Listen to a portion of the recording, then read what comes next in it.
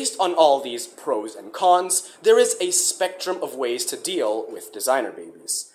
Some think that human gene editing should be completely legalized. Parents should have the final say in what enhancements to give their children. On the other extreme, the government could force parents to edit particular genes in order to improve quality of life. And yet another solution takes the middle ground. Parents could choose which genes to edit, but authority should only allow those that prevent diseases in the child. At this point, it goes without saying that gene editing opens the doors to a world of benefits. The question now is, how much can we enhance our children before the risks start to outweigh the advantages? Animal testing. It all started as a case appeared in 1933 when an unknown component in a permanent mascara called Lashlear blinded and caused death of several female users. Consequently, the Food and Drug Administration required animal testing for all cosmetic companies, which resulted in the usage of approximately 26 million animals each year.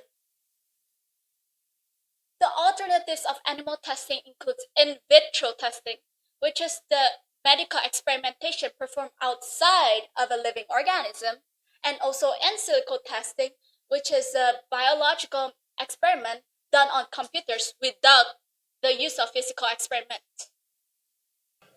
What does the future hold for you now? We cannot actually predict the future, but in my opinion, that our future will someday be a world where people start enhancing, because nowadays, from what we have nowadays, it really is a very far gap, but in a very short amount of time. Or where do you see people moving to as those industries maybe would disappear? Knowing that these self-driving cars may kind of replace certain jobs, there might be efficiency in that kind of sense.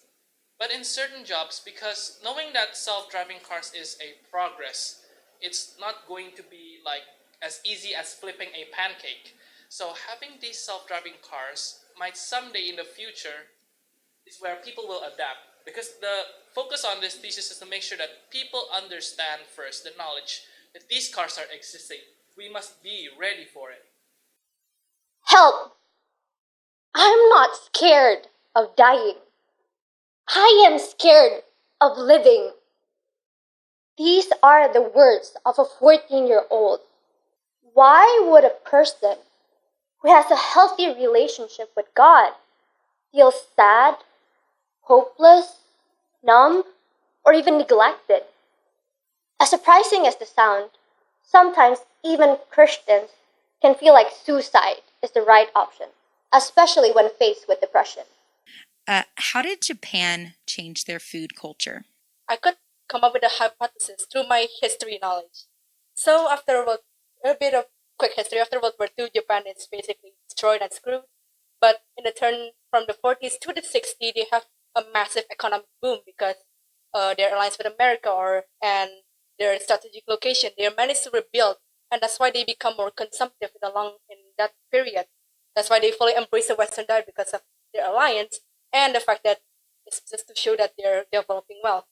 But in the turn of the 70s, I think the Japanese people or the government began to realize that, oh, there's so many people getting stomach cancers and there's so many people getting strokes and had heart attacks because of the salt and the unhealthy diet. We need to change it. So I think they look to their more natural resources by implementing the soy, fish, and rice.